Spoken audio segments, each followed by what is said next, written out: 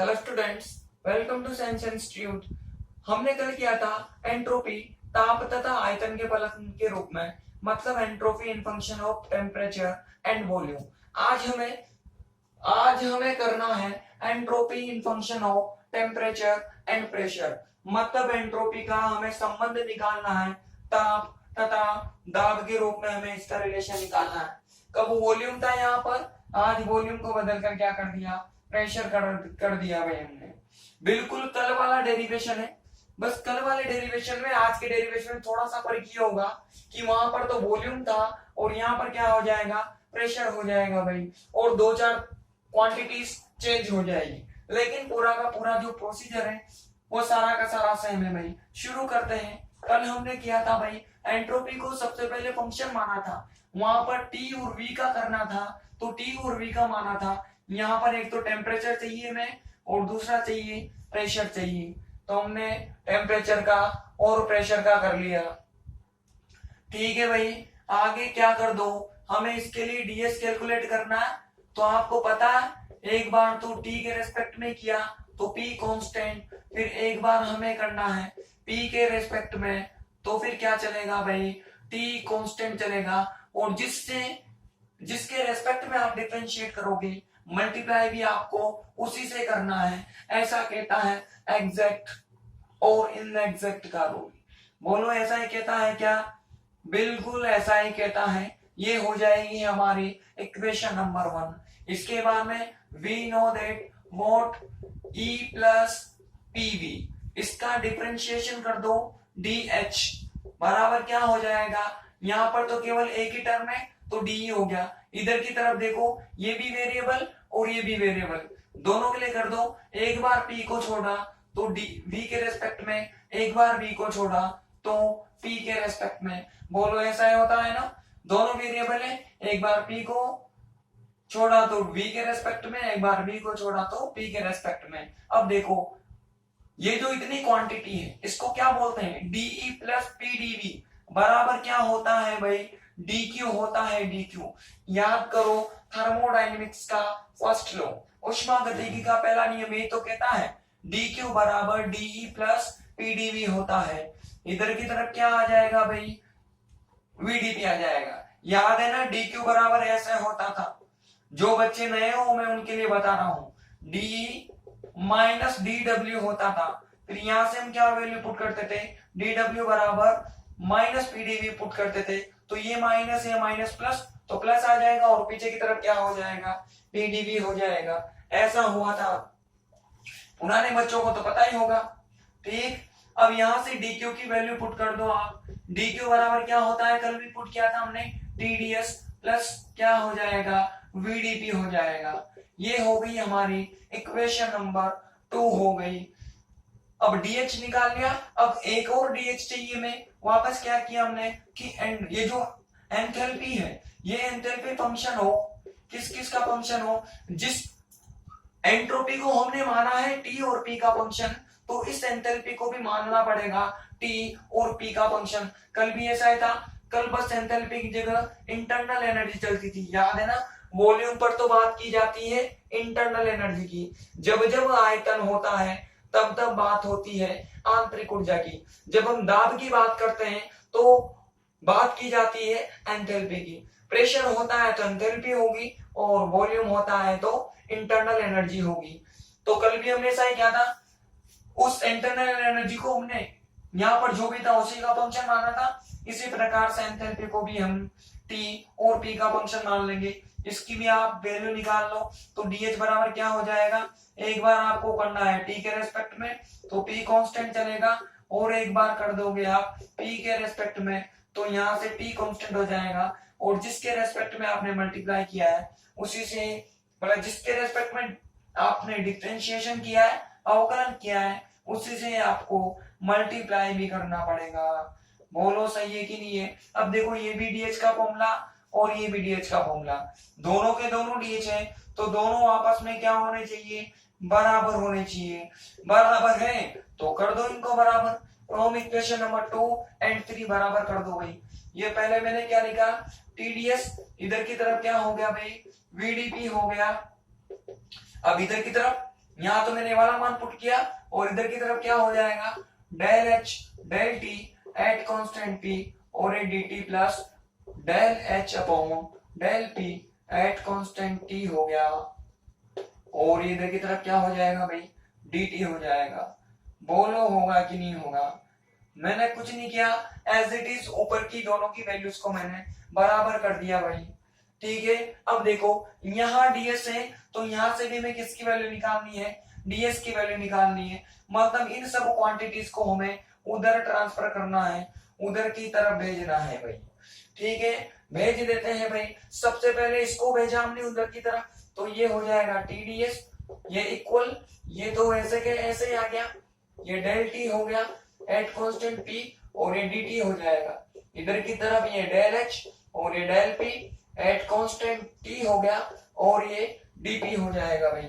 आगे क्या हो जाएगा, ये प्लस है तो उधर की तरफ जाके माइनस हो जाएगा। बोलो होगा कि नहीं होगा। हो गया, ये प्लस था, ये तो देखो मैंने एज इट इज लिख दिया और इसको मैंने इधर की तरफ ट्रांसफर कर दिया तो माइनस हो गया। अब आगे क्या होगा, इस टी को भी उधर की तरफ ट्रांसफर कर दो।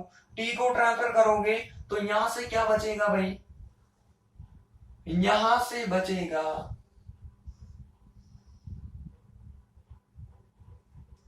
यहां से क्या बचेगा, ये डीएच इज इक्वल टू, इसके नीचे टी आएगा मल्टीप्लाई में, इधर की तरफ किस पे आ जाएगा भाई, डिवाइड में आ जाएगा।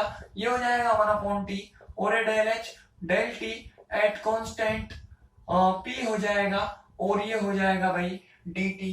फिर यहाँ पर देखो प्लस, अब देखो ये भी डीपी है ये भी डीपी है।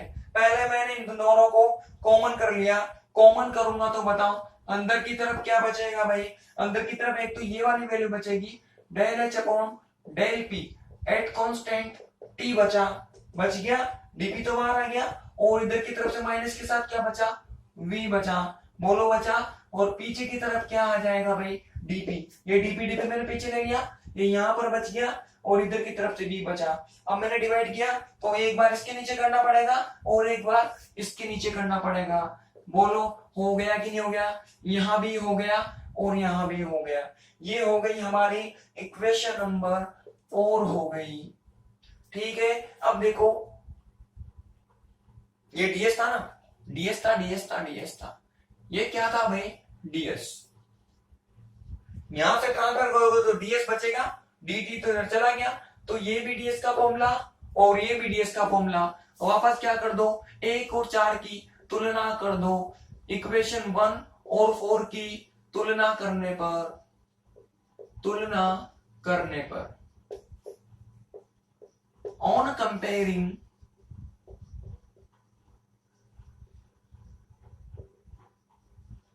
इक्वेशन 1 एंड 4, 1 और 4 को आप कंपेयर कर दो। देखो डीएस तो डीएस गया, उसके बाद में डीटी तो ये डीटी, डीपी तो ये डीपी। मतलब क्या कह सकते हैं कि ये जो वाली टर्म है इस डीटी के मल्टीप्लाई में ये टर्म है, ये इस डीटी की मल्टीप्लाई वाली टर्म के बराबर होगी। ये वाली टर्म और ये वाली टर्म बराबर होगी। ऐसे कैसे, ये वाली टर्म और ये वाली टर्म बराबर होगी जो डीटी के अंदर की तरफ आ रहा है। एक तो ये वाली टर्म बराबर होगी और साथ में ये वाली टर्म बराबर होगी। कल हमने बिल्कुल ऐसे ही किया था, एज इट इज डेरिवेशन चल रहा है, कुछ भी फर्क हमें नजर नहीं आ रहा है। तो कर दो भाई, पहले मैंने इसको लिखा, ये लो भाई इसको लिखा, ये हो जाएगा 1/t और यहां से ये डेल एच ये del T at constant P हो गया। ऐसे कैसे, ये किसके बराबर होगा भाई, इसके बराबर हो जाएगा del S upon del T at constant P हो जाएगा। ये हो जाएगी हमारी इक्वेशन नंबर 5 एंड बगल में क्या हो जाएगा, ये जो टर्म है ये इसके बराबर हो जाएगी। तो ये लो भाई 1/t और ये हो गया del H upon del P at constant T और ये v इज इक्वल टू क्या हो जाएगा, ये पूरी वैल्यू ऐसे कैसे आ जाएगी, ये डेल एस और ये डेल पी एट कांस्टेंट क्या हो जाएगा भाई, t हो जाएगा। बोलो होगा कि नहीं होगा। ये हो जाएगी इक्वेशन नंबर 6। अब यहां से इन दोनों की वैल्यू निकाल लो। इससे क्या किया, इस टी को मैंने इधर की तरफ ट्रांसफर कर दिया। जब इस टी को मैं इधर की तरफ ट्रांसफर करूंगा तो यहां से मेरे पास कितना बचेगा भाई, ये इधर की तरफ डिवाइड में है तो इधर की तरफ जाकर मल्टीप्लाई में हो जाएगा, और del S upon del T at constant T हो गया। इक्वेशन नंबर 7 हो जाएगी। एंड क्या हो जाएगा भाई, देखना मैं एक ही बार में सारा काम कर रहा हूं। पहले तो मैंने इसको इधर की तरफ मल्टीप्लाई किया, मल्टीप्लाई करूंगा तो ये इक्वल लगाया मैंने, क्या हो जाएगा भाई T del S upon del P at constant T हो गया। इसको इधर की तरफ मल्टीप्लाई किया तो ये वाला जो ब्रैकेट है ये फ्री हो गया। अब ये भी है ना, इस वी को मैंने उधर की तरफ ट्रांसफर कर दिया तो इधर माइनस है तो उधर की तरफ जाकर क्या हो जाएगा, प्लस हो जाएगा। समझ में आ रही है ना बात। पहले इसको मैंने भेजा तो यहाँ dt हो गया, ब्रैकेट फ्री हुआ, फिर इसको मैंने उधर की तरफ भेजा तो माइनस से प्लस हो जाएगा। अब इधर की तरफ केवल कितनी वैल्यू बचेगी भाई, del H upon del P at constant T बचेगा। ये वैल्यू सिर्फ यहाँ बचेगी, बाकी ये दोनों हमने उधर की तरफ भेज दी और ये हो जाएगी हमारी इक्वेशन नंबर 8 हो जाएगी। देखो बिल्कुल जो कल वाला डेरिवेशन था ना उसका बिल्कुल एज इट इज चल रहा है डेरिवेशन, कुछ भी फर्क नहीं है दोनों के अंदर। ठीक है, आगे बढ़ो। अब देखो इनका करना क्या है, इन दोनों इक्वेशंस का में डिफरेंशिएशन करना, उल्टा करना है। यहां पर क्या है, कांस्टेंट पी पर टी के सापेक्ष अवकलन किया गया है, स्थिर दाब पर टी के सापेक्ष डिफरेंशिएशन किया गया है, तो इसका उल्टा करो। अब यहां पर करना क्या है, हमें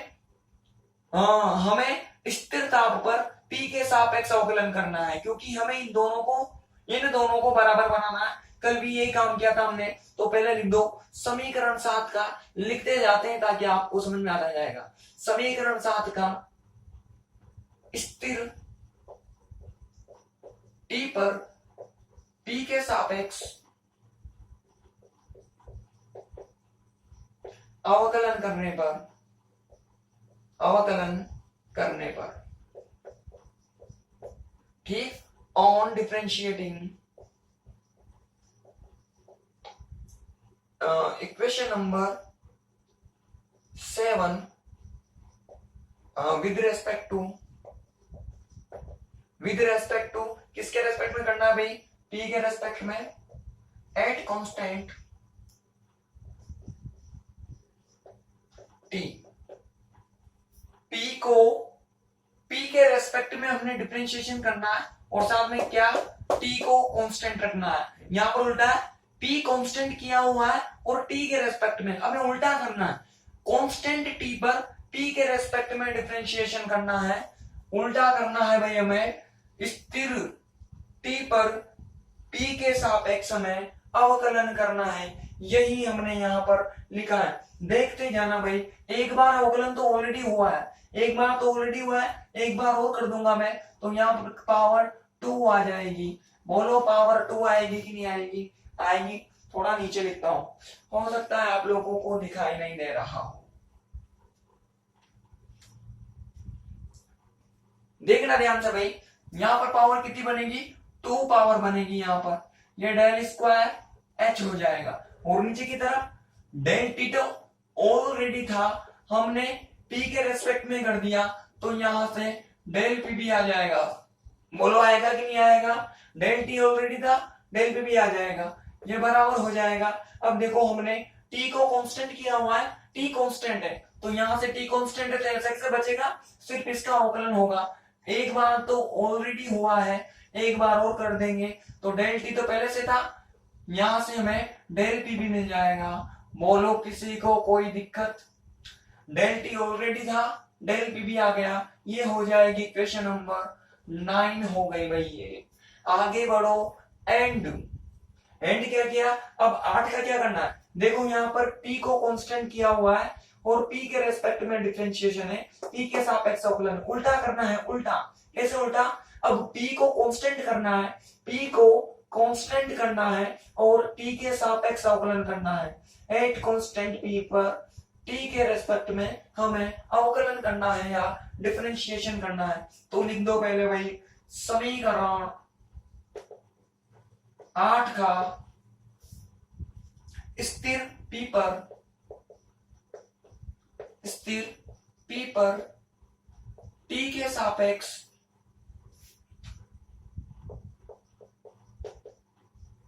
अवकलन करने पर अवकलन करने पर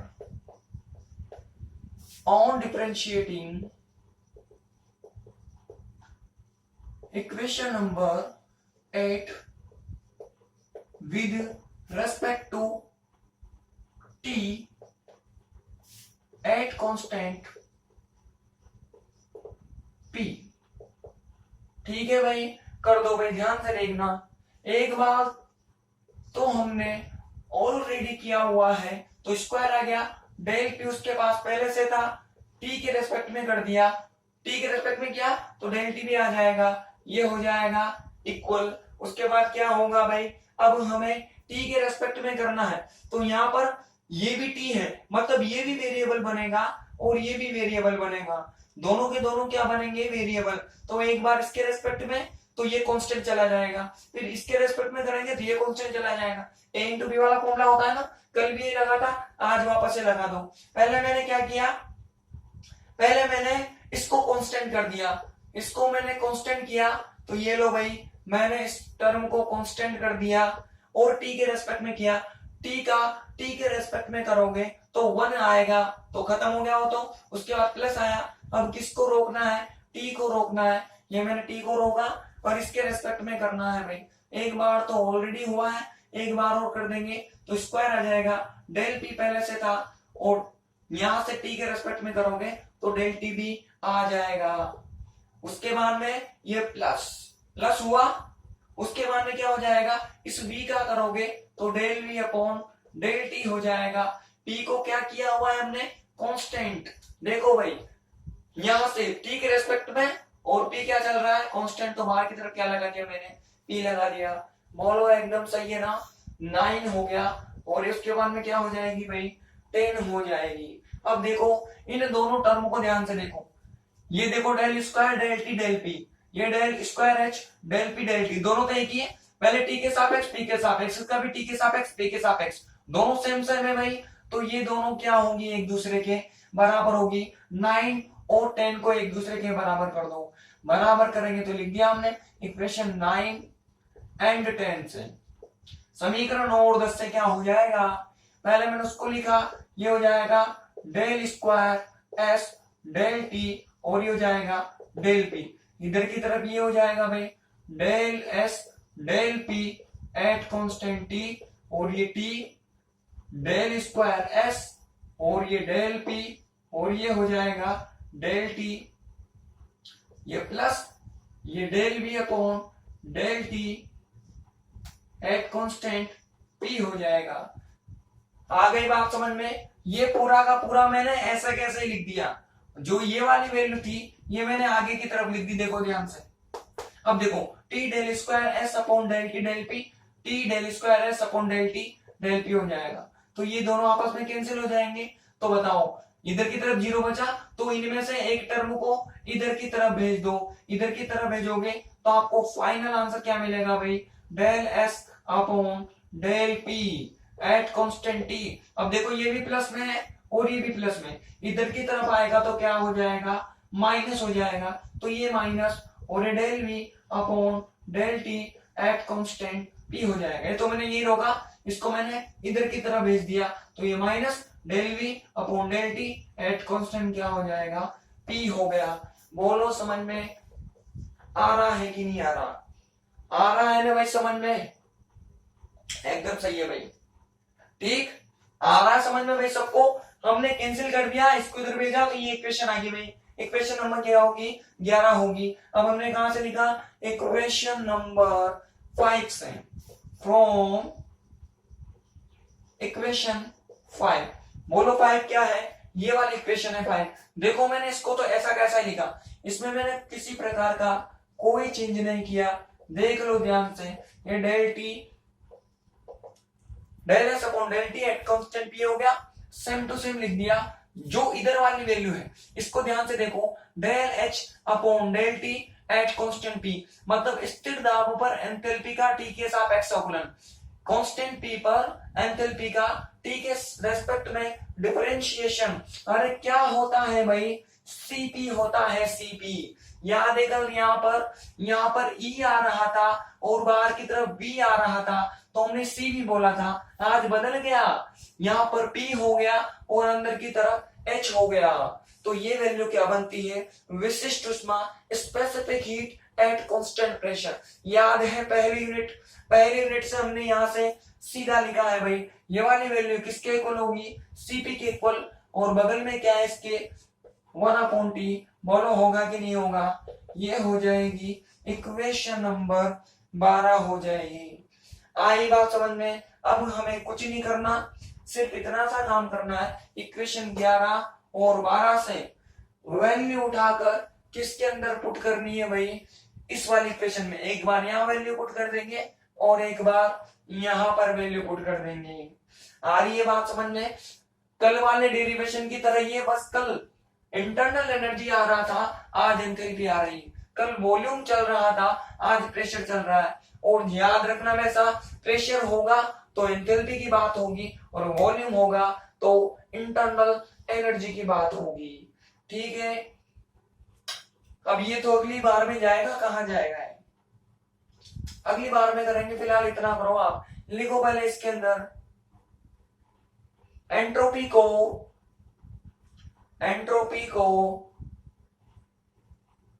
निम्न प्रकार, एंट्रोपी को निम्न प्रकार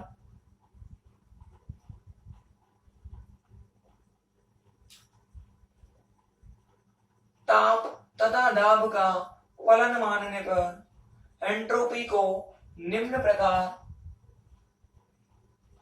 ताप तथा दाब का फलन मानने पर,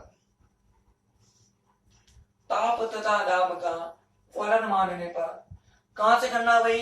यहां से लेकर के पूरा कंप्लीट कर लो, इधर तक और इधर तक। जल्दी कर लो, जल्दी कर लो। आप लोग लिखो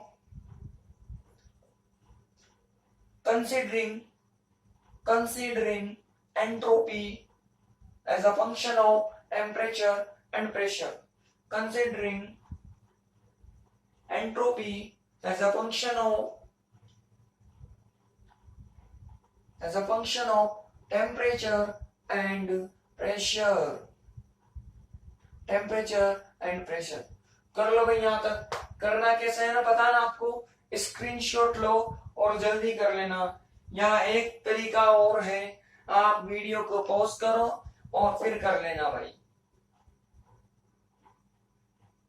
तो यार कर लिया होगा, मैं आपने ले लिया होगा स्क्रीनशॉट। आगे बढ़ते हैं, मिटा रहा हूं भाई मैं अब।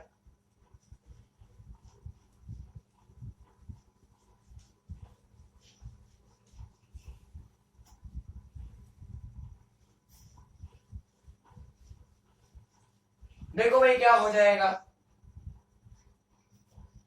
इक्वेशन गई ना, कोई बात नहीं। यहां पर 1 थी, वो 11 है और 12 है, तो लिख दिया हमने समीकरण 1, 11, 12 से। इक्वेशन या फ्रॉम इक्वेशन 1, 11 एंड 12। बोलो क्या था? आप अपने रजिस्टर में देखते जाना भाई। ds बराबर क्या था? इधर की तरफ वैल्यू क्या थी भाई? मैं लिख देता हूं नीचे की तरफ, देखो ध्यान से। क्या था? ये del S upon del T था इधर की तरफ, ये p हो गया था, ये dt, और इधर की तरफ del S upon del p, और ये t हो गया था और ये dp हो गया था। Del S upon del T at constant v, दोनों कहां पर है भाई? ये रहा। ये वाली वैल्यू उठाकर यहां पर पुट कर दो भाई, तो क्या हो जाएगा? Cp अपॉन टी, और फिर क्या आ जाएगा भाई? ये हो गया dt प्लस, उसके बाद में del S upon del P at constant T, कहां पर है भाई? ये रहा। इसकी वैल्यू कितनी है? Minus del V upon del T at constant P. तो ये प्लस माइनस मल्टीप्लाई हुआ तो माइनस आया, और क्या हो जाएगा भाई? Del V upon del T at constant P हो जाएगा। होगी, देखो ये वैल्यू मैंने ऐसा कैसे कर दी, और यहां पर भी मल्टीप्लाई में कौन आ जाएगा? डीपी आ जाएगा। ये हो जाएगी हमारी इक्वेशन नंबर 30। देखो इसकी वैल्यू तो वहां से उठाई हमने और इसकी वैल्यू हमने उठाई इक्वेशन नंबर 11 से। तो देखो इस इक्वेशन से हमें पता लग गया, हमने रिप्रेजेंट कर दिया इस एंट्रोपी को टी के और पी के फंक्शन के रूप में। अगर एंट्रोपी को टी और पी का फंक्शन लिखा जाएगा तो वह लिखा जाएगा समीकरण नंबर 13 से। समीकरण नंबर 13 से क्लियर है कि एंट्रोपी टी और पी के फंक्शन के रूप में कुछ इस प्रकार की दिखाई देती है, इस तरह की दिखाई देती है। ये बात समझ में? फटाफट से इक्वेशन नंबर 13 कर लो, जल्दी करो भाई। कर लिया होगा आपने, लिखो इसके नीचे। समीकरण 13 से स्पष्ट है कि समीकरण 13 से स्पष्ट है कि समीकरण 13 से स्पष्ट है कि एंट्रोपी ताप तथा दाब का फलन होती है। एंट्रोपी ताप तथा दाब का फलन होती है। आप लोग भी लिख लो।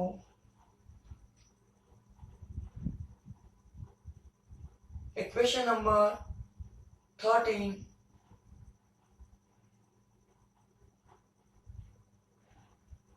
equation number 13 is